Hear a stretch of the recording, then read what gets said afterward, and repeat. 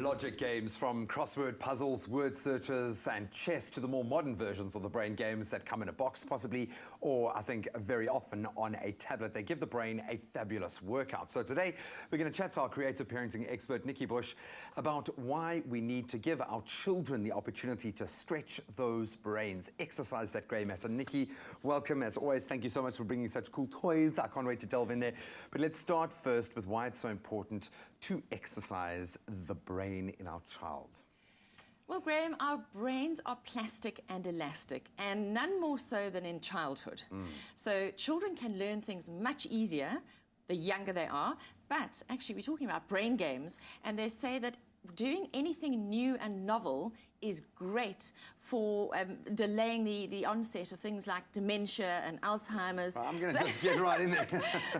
Yeah, so this is a muscle up here. And when we play brain games and logic games, it's all about problem solving, reasoning, and critical thinking skills. I love that. We want those synapses to start firing off, creating all those new neural pathways. You've brought some very cute-looking games, which I'm guessing are a great way to disguise some serious learning capability. Absolutely. So take me through what you brought here. Okay, so the first one here is actually called balance beans, and all these cute little beans with beans little are emojis. a good How's sell, that? yeah, Okay, that's a good sell. So really what we're talking about here is balancing the seesaw. It's equations. It's actually algebra. Now, I hated algebra. I don't know about you, but it was not my strong suit. So I wish I'd had something like this. So here is the problem card. We've set the little seesaw up according to, tells you how to do the red beans. So that in itself is copying, which is problem solving. Right, then we've got to use these 2 orange beans and the 3 blues. Can you balance this? And it's going to make you kind of, as you say, it gets tactile. I'm just going to literally go for... Yeah, so it is tactile. Like, what's important is that it's tactile. And you're doing. You're taking action, and you're proving through failure and experimentation whether you can actually get this to balance or not. Shall I give you some help? If I can get my little beans. Oh, but I need all 3, yeah.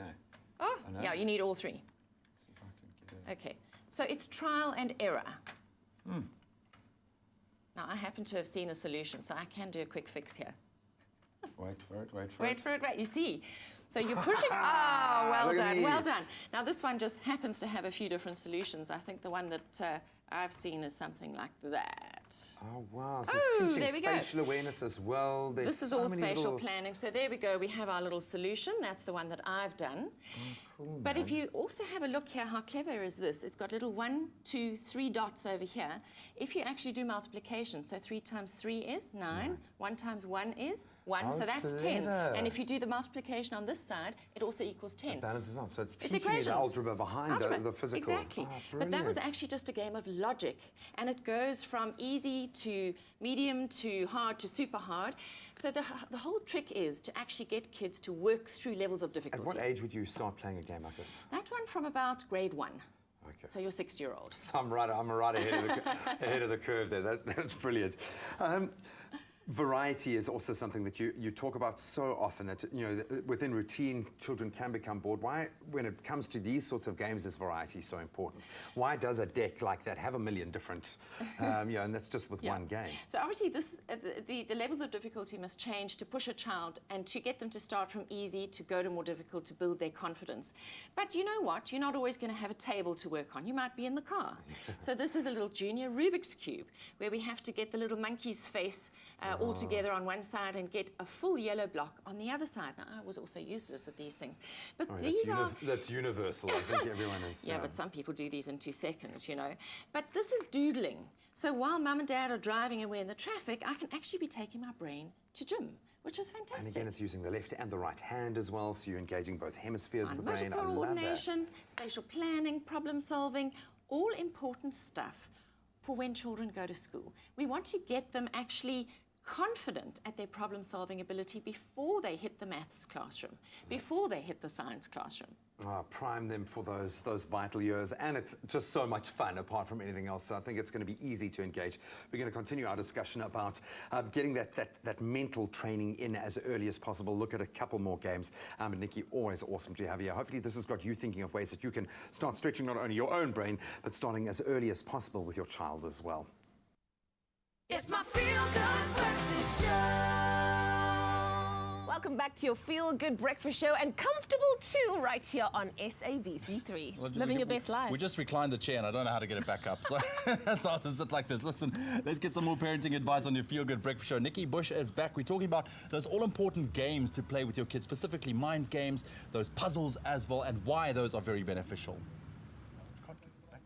Earlier we spoke about the benefits of exposing our children to logic games. A lot of fun, and we're continuing that conversation now with our regular creative parenting expert, Nikki Bush, who I'm guessing in her downtime has far too much fun testing out all the coolest and latest toy crazes, but this goes far beyond that. These logic games are vital. Give us a quick recap. Why do we need to exercise our child's brain? So critical thinking skills, reasoning, logic are important when it comes to maths and science. And what we want to try and do is introduce these concepts to children in a very fun, non-academic way so that it builds their confidence and their self-belief of, I can do this. And you can also leave them to do it on their own accord. You don't have to put that pressure on them in a class environment, which I love. How do you approach this? What should I, as a parent, and parents out there, be considering when selecting a game for our child, a brain-teasing game? That's a great question, because we have some beautifully packaged games today, and this one is called Penguins on Ice. I've been able to tear my eyes away from it. It's very cute. It's actually a stunning game for a number of reasons. Firstly, when you're looking for a brain game, you need to look at the problem cards. Here we had cards. This is a booklet, and you need to have them graded in difficulty. So here we have the more simple, then you get to medium, then you get to the expert, so that it takes children through levels that don't destroy their confidence, but build their confidence. Secondly, choose things that your kids are interested in. So here we have these gorgeous little sort of magic beans, and here we've got these cute little penguins. That's so quite nice, lots considering of the environment as well. Yeah. You can throw in some conservation tips there as well. Yeah? Exactly. And now this is a stunning game. So this is spatial planning, and we've got to now complete this puzzle. And we've got a couple of different pieces here, and these shift. So how clever is that? And then that one would go over there. But that is merely that challenge that's set up on the back of this little card. That's the easiest of the lot, yeah. That's how you pack this away. In fact, this comes with a lovely little Perspex lid and an elastic band, and you can take this in the car for travel. So I also look for things that can travel with us. That are mobile, In fact, when we go on holiday, every time we are in the car for 13 hours, I make sure we pack one or two of these. And even for me, to switch from my work brain into holiday mode, this is a bit of a trigger and a signal for me. So don't feel bad if you get tested by doing this, because we know that kids can learn far better than we can as adults. But we get excited about this. It doesn't necessarily mean your child is going to be naturally, straight off the bat, excited about playing logic games. How do we introduce them in a way that gets them excited? Okay, so what I've found is that you need to start sometimes with the solution card. So when you're first teaching your children to get the hang of the way of thinking, you set up the board according to that little exercise there. So it tells you that those pieces must be there. And then you switch and you find the solution card, and then they actually just copy the solution. It kind of trains them into the way of thinking.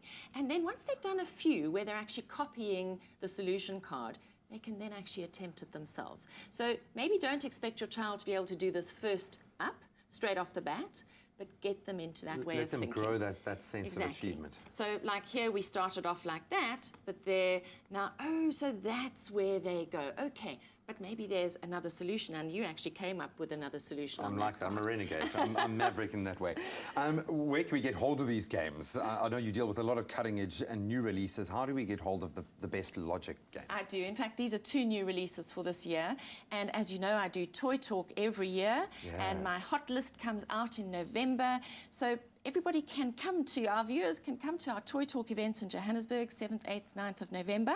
And also hop onto my website, nikkibush.com, where you can A, get your tickets for Toy Talk, but B, I've written product reviews about all of these products. I've done review videos, and these products will be available in major toy stores soon. I love it, and it really does help as a parent. You're able to get so much more out of these educational tools. Well done, hey? Thank you, little penguins. Thank you, Magic Beans. Absolutely cool stuff. So go start exercising your brain, exercise your child's brain, get into some lovely logic-based games. It's a great way for them to engage, build their confidence as well, get them ready for school.